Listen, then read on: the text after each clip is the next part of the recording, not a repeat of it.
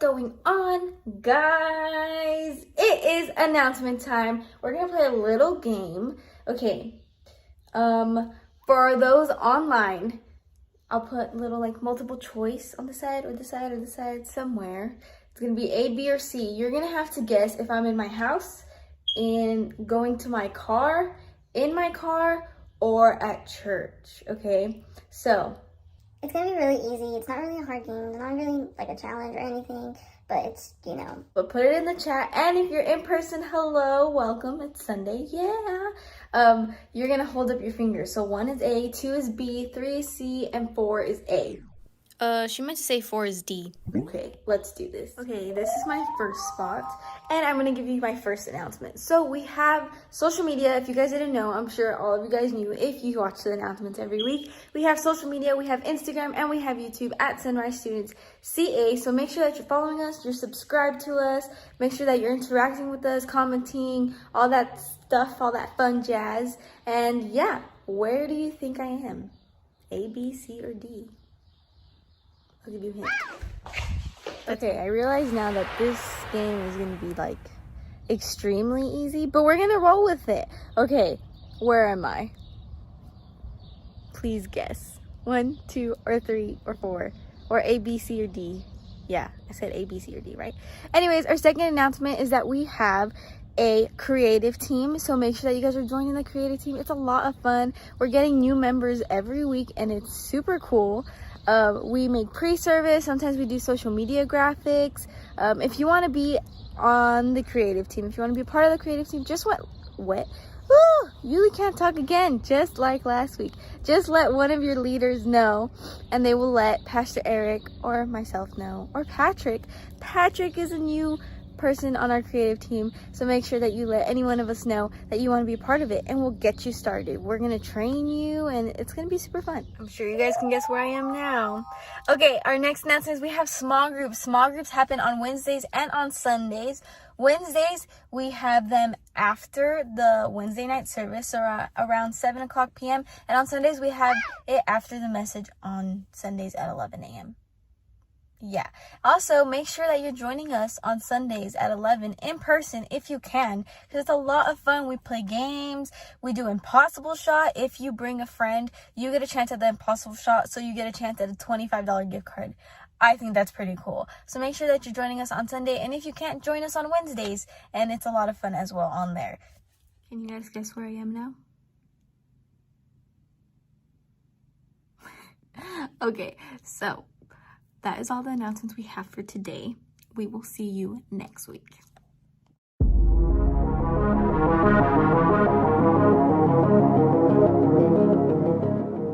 Hello students, welcome to week 2 of our series Back to the Future, where we're talking about time traveling between the past and the present and how it can help change the future. Since we're talking about time travel, I thought I'd tell you about my favorite time travel movie, which happens to also be called Back to the Future. In this movie, Marty McFly, a typical American teenager of the 80s, is accidentally sent back to 1955 in a plutonium-powered DeLorean time machine, invented by a slightly mad scientist. During his often hysterical, always amazing trip back in time, Marty must make certain his teenage parents-to-be meet and fall in love so he can get back to the future. Facts about this movie. It was released on July 3rd, 1985, a long time ago since I was only 17 years old, and hoverboards did not exist yet. It spawned 2 sequels, and the original grossed $388.8 million, a lot of money. There is another time travel movie that you might be a little more acquainted with, DC Comics' Doctor Strange. If you haven't seen it, Dr. Stephen Strange is a narcissistic neurosurgeon who destroys his hands in a horrible car accident. His hands are everything to him, the key to his success, money, fame, and sense of identity. So, Dr. Strange goes on a journey to find someone called the Ancient One, who he hopes can help him rebuild his hands and the life he lost. Instead, he discovers there's more to this journey than just restoring his hands. Eric, what's next? When I was in high school and college, I worked at a camp in upstate New York, Delta Lake, and I remember I was making about $100 a week, and I was in college, which I don't know if you know this is not a ton of money for working a full week, hours and hours every day. Anyhow, one of the things we did, I gathered a group of people I worked with. We had Saturday afternoons off, and so we went to a fair one weekend. And at the fair, you ever see the people drawing caricatures? They draw cartoon characters of people, kind of accentuate different things. Well, I went and had a caricature done of myself, and it was about $20 or so, I think, which was a lot out of my paycheck, right? And I had a little office spot in this little building I shared with a few other people on staff, and I taped it up to the wall in front of my desk. And I remember like a couple days later, I come into my office and I see someone has taken and used a Sharpie to color in one of my teeth so it looked like I was missing a tooth. And I was so upset in this moment. I'm like, I spent my hard-earned money. I wasn't making a lot of money. There's no way to fix this. And we're thinking about going back in the future and rebuilding things. And for me, if I could have gone back in the future and done it differently, I probably would have put it inside of like a glass frame. I don't know how I would have rebuilt it other than find some sort of like off-white paint to try and fix it. It wouldn't have looked good. But when things get destroyed, our minds kind of go to these places and think, what can we do to make this right again? And when you read in the Bible, there are a lot of places throughout the Bible where God gives these details on how to build things, like dimensions, how wide and how tall and all of this stuff. And particularly when it comes to the temple, the church, there are very specific details on how that was to be built. So God gives these dimensions, these details on how to build a temple. So you got to imagine when that temple was done being built, after many years, the people celebrated. They absolutely went crazy, had great celebrations. Well, that temple got destroyed. And that really was painful for the people of God. Matter of fact, it was the source of fear and anger and anguish, and doubt even for the people. And there was a separation in the people of God and their relationship with God. And seeing this temple being rebuilt became kind of the center focus for most people. And they would pray about it. And this was a centuries long prayer. And what's weird for us is to think, what was the big obsession about the temple? Like, if our church burned down, it would be sad, but we would have insurance and it would get rebuilt, right? We'd meet in a school or something for a while. But this was a big deal. And I want us to do what we did last week, and we're going to go back in history and try to understand a little bit about why the temple, why it was such a big deal for people, and what that has to say about our present and about our future. When Jesus came into the world, became fully God, became fully human, was fully God, people were looking for this promised Messiah that the scriptures had spoken about. Most people didn't realize at that time that it was Jesus, but they were anticipating that this Messiah would come someday and rebuild the temple and rebuild the relationship between them and God, that he was going to restore these things. And when Jesus was walking on the earth, he announced that he had come to set the people free, both physically and spiritually. But that wasn't the only thing he came to do. He actually made an announcement, a declaration that was actually pretty shocking to the people. The people didn't understand. I want to read to you, and it confused people. I'm going to read to you out of John chapter 2, verses 12 to 21. After the wedding, he went to Capernaum for a few days with his mother, his brothers, and his disciples. It was nearly the time for the Jewish Passover celebration, so Jesus went to Jerusalem. In the temple, he saw the merchants selling cattle, sheep, and doves for sacrifices. He also saw dealers at tables exchanging foreign money. Jesus made a whip from ropes and chased them all out of the temple. He drove out the sheep and the cattle and scattered the money changers' coins all over the floor, and he turned their tables over. Then going over to the people who sold the doves, he told them, "Get these things out of here. Stop turning my Father's house into a marketplace." Then the disciples remembered this prophecy from the scriptures. Passion for God's house will consume me. But the Jewish leaders demanded, "What are you doing? If God gave you authority to do this, show us a miraculous sign to prove it." "All right," Jesus said. "Destroy this temple, and in 3 days it will be raised up." "What?" they exclaimed. "It has taken 46 years to build this temple, and you can rebuild it in 3 days?" But when Jesus said this temple, he meant his own body. Now, what's going on here? Jesus was a Jewish man and a teacher, and it seems to be destroying God's temple that he holds so sacred. When he comes in and he builds this whip, he's flipping tables, and he's getting so angry. Why is he so angry? I mean, we have cafe that we sell coffee, and we have student t-shirts that we sell. Like, would Jesus come in here and flip tables over and be angry? Like, what are you got? I don't think he would. Now, it might be the case in some churches, depending on the background and the purpose and all that stuff. But what the biggest problem that Jesus had was that these people were taking advantage of the people who had the greatest need, of people who didn't have money, and of foreigners who were traveling in, and they would jack the prices up. And they're taking advantage of these people, and they made this more of a marketplace than it was a temple or a church. And so Jesus got so upset. Now, the religious leaders, of course, they're freaking out. They're panicking, going, "What in the world is going on?" They can't believe that Jesus is being so disruptive inside the house of God, inside this temple. But they question his authority. And they call for proof because Jesus said something, honestly, that was really scandalous. It disrupted things. But Jesus points to the building of the past, and he redefines it in the present. And he says, "This isn't the temple, I am." And he points towards the future. He says, someday you're going to destroy me, but I'll be rebuilt. It's not what was making sense to them, because in the past, the temple was where the people would connect with God. But now Jesus is declaring that there's a new temple. This connection for us to God was happening through Jesus. It totally shifted everything. Matter of fact, Jesus knew the scriptures, right? He knew what the people knew. He knew what the religious leaders knew. They knew the Bible. And so he points back to Jeremiah. And we're going to take a look at Jeremiah chapter 31 through 1 through 4. Listen to what it says here in Jeremiah 31. In that day, says the Lord, I will be the God of all the families of Israel, and they will be my people. This is what the Lord says. Those who survive the coming destruction will find blessings even in the barren land, for I will give rest to the people of Israel.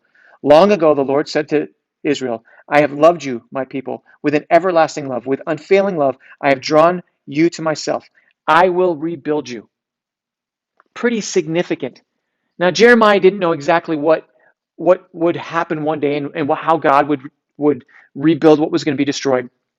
The people of Jesus' day thought he meant the temple, this building, would be rebuilt. But here, as Jesus was speaking, he's changing everything. Jesus knew that without him, humanity would be hopeless, and they'd always be pulled towards evil. And that was the same inside of the temple, inside of the church.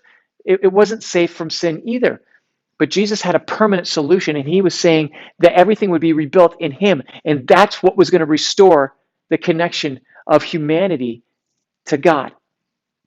He said his body would be destroyed, his temple would be destroyed, but it would be raised again. Jesus died on the cross, but 3 days later, he rose again. In the past, the people saw the temple as the house of God. He didn't physically live in there, but that was this representation. That's why it was such a big deal. But now Jesus is going, no, I'm going to rebuild what's going to be destroyed in 3 days. God's going to do that. And that's me. And it's what restores our connection to God. And then he invites us to join him on his mission to restore people. And last week we talked about that justice jump and what can we go back in history and change. But what can God do through you and I right now? Because Jesus knows, and he knew that he came to rebuild what had been destroyed.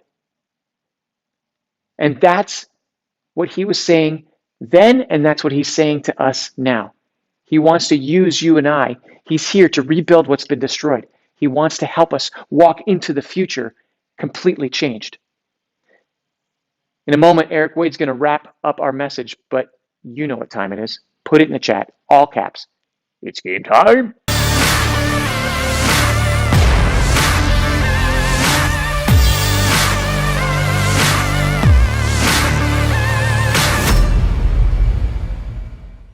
All right, it is game time, and I've got two contestants here. I'm Angela. I'm Yuli. And we're playing a game called Stolen Timeline. So let's look at the instructions here. Back to the Future, on Doc and Marty's trip Back to the Future, they decided to shake things up in the timeline as we know it by stealing some of the most famous inventions from their own time periods.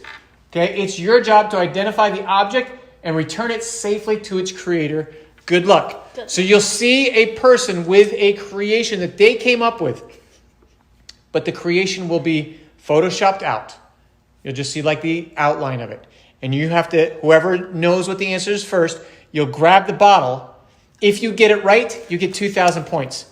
If you get it wrong, the other contestant gets to steal it. And if they get it right, they get 1,000 points. Okay? In the chat, you want to make sure you put in what you think your answer is. All right, here goes the first picture. Martin Cooper, 1973. What does he have in his hand? A cell phone. Show me cell phone. Hey! It is a cell phone. So Yuli has 2,000 points. Angela is still trying to understand what this game is. All right. I thought it was too simple, so I was like, wait, it can't be a phone. Can't be a phone. That's got to be a Slurpee. All right. Number 2.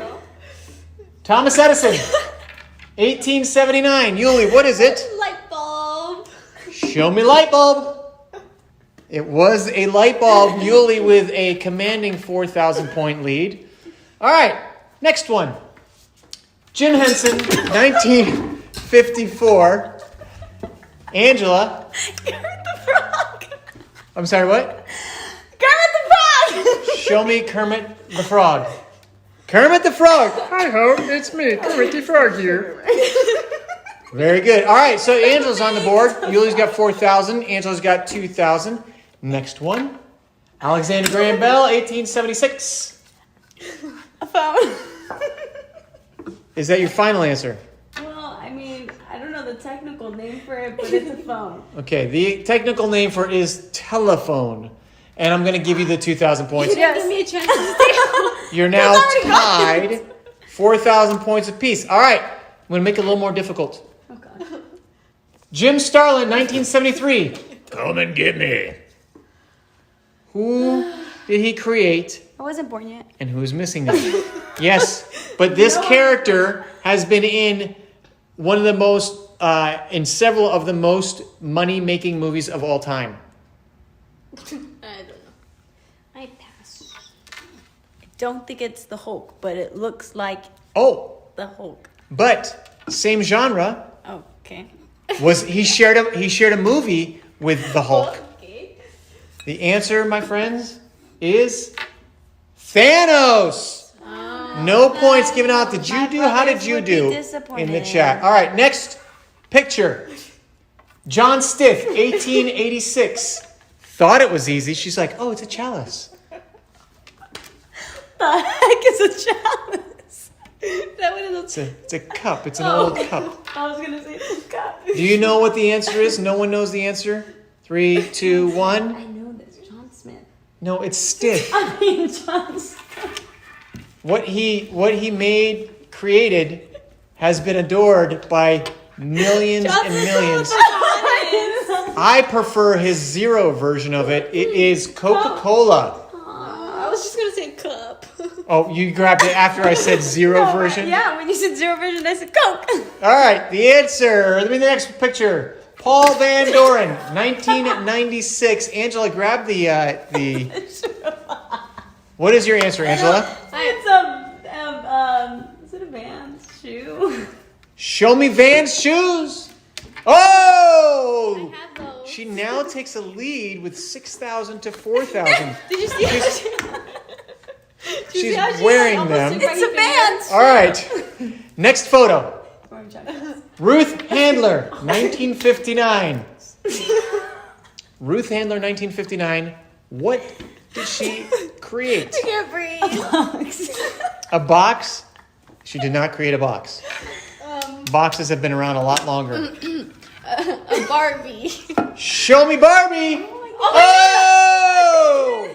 With a very non-knowledgeable guess, she guessed correct, and it's tied at 6,000 apiece. All right, next picture. Shane Chen. What are those called? Oh, what are those things called?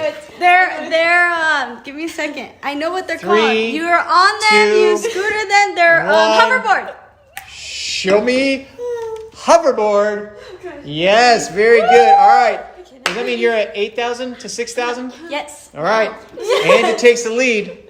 Okay, we've got 2 more, and the last one is worth 3,000 points. Oh gosh, I got it. Okay. Give me the box. Oh, I read the name. Steve Jobs, 1984. Mac. Computer. Show me Mac. Oh my goodness, ladies and gentlemen. I almost just had my teeth knocked out from Angela. A box. 10,000 to 6,000. This one's worth 5,000 points. He said 3. No, it's 5. You want me to win? The question picture is James Naismith, 1891. Yuli, this is your chance for the win. I'm joking. Whoever gets this wins, It looks or like if a Yuli... ball and a helmet. No. It's a big helmet. What is that? It's a ball. It's bowling ball? It's It's a ball. What sound is other arm? A what? A basketball net? Is that your guess? I don't know. 3, 2, 1. Don't tell her, you cheater! That's cheating! Did you grab it? I said it! And what did you say? I said but ball you didn't and have the basketball thing. net. Let's see Yeah, what but the I answer picked it is. Oh, Yuli gets I it right. said it first. Basketball, ladies and gentlemen. That is Stolen Timelines. How did you do? Let us know how you did in the I chat. won. And nobody really knows, but we're going to send it back to Eric Wade. I won. Hey, thanks, Eric. Okay, students. So I don't know how you need Jesus to rebuild things in your life right now, but I know there's something. Maybe you need him to rebuild your relationship with himself and God the Father. Or maybe you need him to help rebuild someone else's relationship with God. or maybe your relationship with someone that you love, or something in your life that just feels broken and departed, or maybe something in the world that is unjust. No matter what feels destroyed, the love of Jesus can definitely always rebuild it.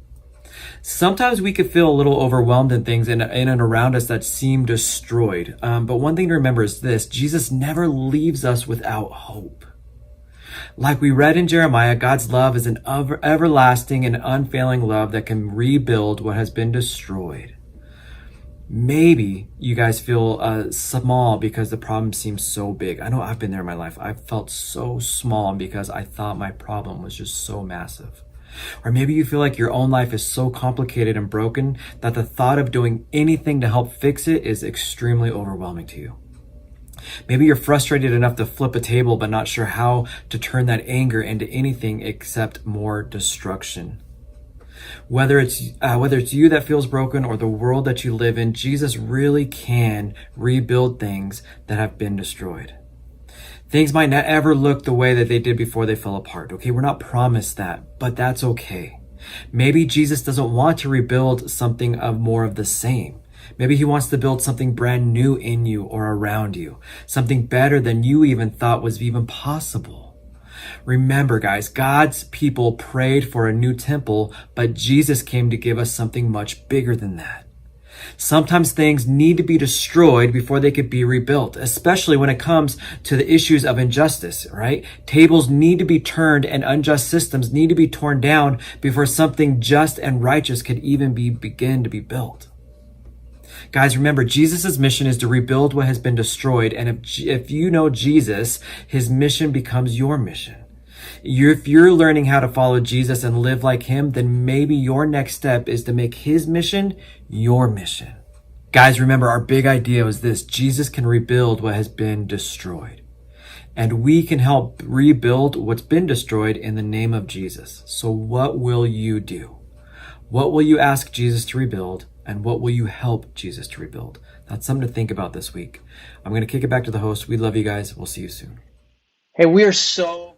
All right. So I hope that you're encouraged tonight. I hope you're challenged tonight. I'm so glad you're here.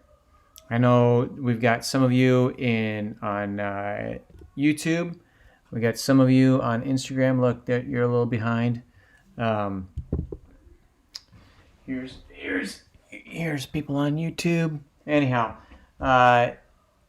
we're just really thankful that you choose to be here. I know for some of you, you're here because you're not ready to be back in person. Some of you are here because I can't be there on Sunday. But if you want to join us in person, we are at all of our campuses: Banning, Ontario, Rialto, and Victorville, every Sunday at 11 a.m. And we would love to have you join us. We do all this stuff in person. We play games, give away some prizes and all that stuff. Eric Wade is saying that was a good-looking dude on Instagram. Yeah, it was. He saw himself on there, and we part of that service is small groups. Now, usually we have small groups right after tonight, but Lily is in Disneyland. She's hanging with Mickey and Minnie. And Alex he's on his way back from the airport. He's been in Buffalo, went out for his grandmother's funeral. So he's been in Buffalo and he's just flew back. He texted me, he said he's not going to make it back in time. So we'll be back next week for small groups. If you want to be on the creative team, would you let us know? Would you please tell us? Let us know if that's something that you have interest. You see what's made in pre-service. There's stuff that we do for Instagram. We'd love to have you be part of the creative team. We meet every Tuesday night at 7 o'clock. We'd love to have you be part of that. We'll train you on all that stuff. Nikki, who's on Instagram right now. Hello, Nikki. Nikki's our newest team member in there. We're super glad to have her there. So anyhow, and I know Landon is out there creating that stuff you see on the weekends as well. But hey, thanks again for joining us. If we don't see you Sunday, we hope to see you back here next Wednesday. God bless you. Have a great night. Bye.